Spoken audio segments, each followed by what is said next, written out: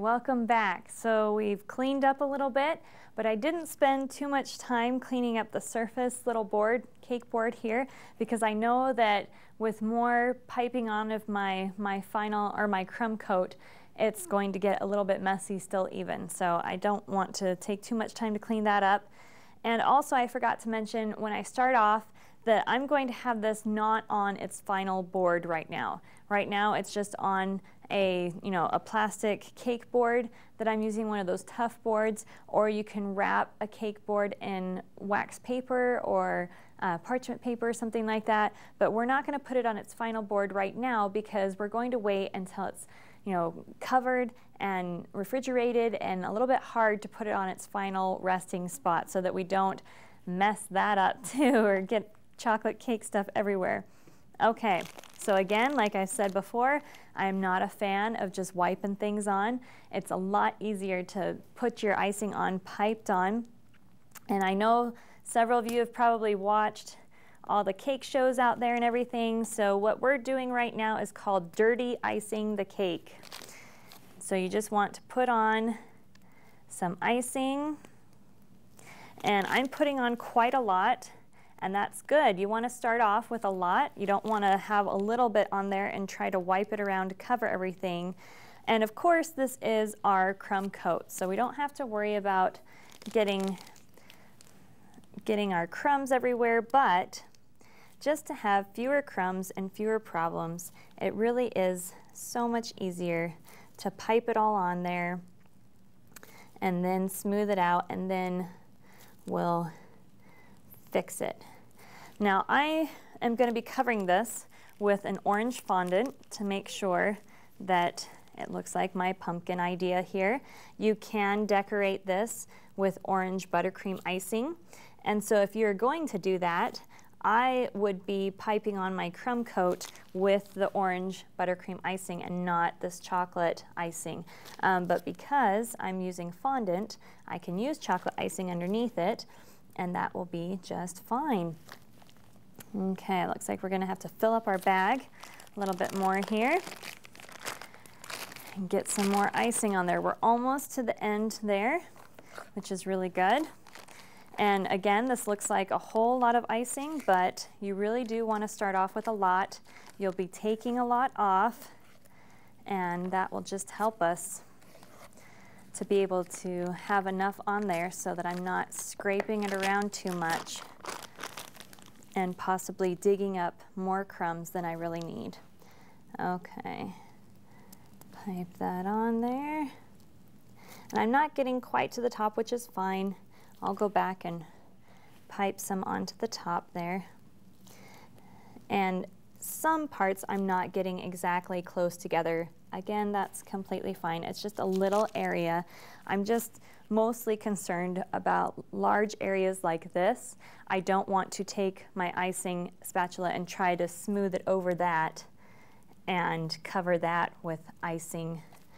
I prefer to pipe it on and then smooth it over. But if you have a small area like this, that's completely fine to just cover it by smoothing it over. But anything smaller than or bigger than that, no way. Okay, we'll get one more little bag full to get our top here, and we should be done. And once I get this piped on and I start smoothing it out and taking off the icing, just a reminder again, I'm going to be putting that icing that I take off in a separate container. You do not want to pipe or put this icing back into your clean icing bowl. That's going to get all your crumbs in there. And so if I had to go back and use this icing for something else, like to spell something on there or whatever it may be, I could run into dirty icing, and I don't want that. Okay, put this back in there because we don't need it. And now we're going to use our water bowl here, which is pretty much done with its use for its water. There we go. We'll soak that all up. Okay, we're going to use this as our bowl. So we're just going to start going around and taking off the icing. Now this initial taking off of the icing is just to kind of get a basic shape here and get a lot of that real excess off.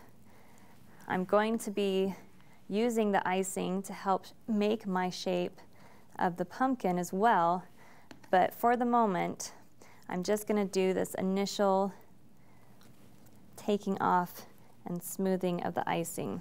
We don't have to do all of our hard work right away. Okay, and already you can see in some places where the crumbs are showing through, and that's fine. That just helps me understand how far I have to go. You don't want to have too much icing on this because it will help it hold together, but since I'm going to be covering it with fondant, that's going to make it pretty heavy. And so if I have too much icing on there, oh boy, that thing's going to be really heavy. And plus it's going to have a chance of, you know, squishing out the icing and everything. So you don't want to have too much. Okay. We are almost done with the bottom part here. There we go. So I've got my base pretty good. Now I'm going to start working up and getting the sides here. And I'm doing it pretty lightly because there are some places where I can see the cake through it already. And, you know, that's just fine. But it helps me to gauge, you know, how hard I can push and how much icing I have to take off. I don't need to take off too much here. So then we're going to go up a little bit higher. And you can probably see already that there's going to be some sharp edges on this from the spatula, because obviously the spatula is not curved to help give it a good curved look. And I'll show you how to fix that, because once we get this hard, the fondant's going to adhere to every little, you know, pointy part, anything that's stiff underneath it. It's going to adhere to it rather than shape it. So we pretty much want this to be shaped before we put our fondant on there. Okay, we'll get our little top here.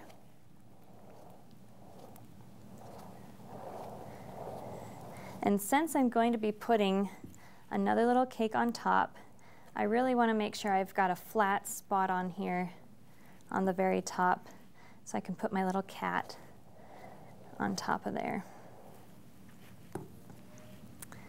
And this is going to look really good. Okay, so we are pretty much done with this. You know, you can have more lumps and parts that look like a pumpkin if you want to. I think it looks pretty good already. I'm probably going to just stick with this. If you want to make sure that there's exaggerated lumps or lines or things like that to make it look more realistic, kind of like your picture, you can do that with some icing. You can take one of your bags, here we go, that's cut out, and you can pipe on some larger lumpy areas and then stick that in the refrigerator so that it hardens up, and then when you put your fondant over the top of it, it'll look a little more realistic and it'll keep that shape. However, once that icing softens up underneath there, it's just going to kind of squish out and everything. So I wouldn't recommend using icing to form all of your little lumps and bumps and things like that. If I was really, really desirous to get that bumpy look, then I would most likely take my small knife and I would carve that look into it. I would, you know, carve in the lines and things like that, and then ice it closer with the icing so that it looked more like that. But since this is pretty much what I want to do and what I'm going to go for and everything, I'm just going to stick this in the fridge to harden up now.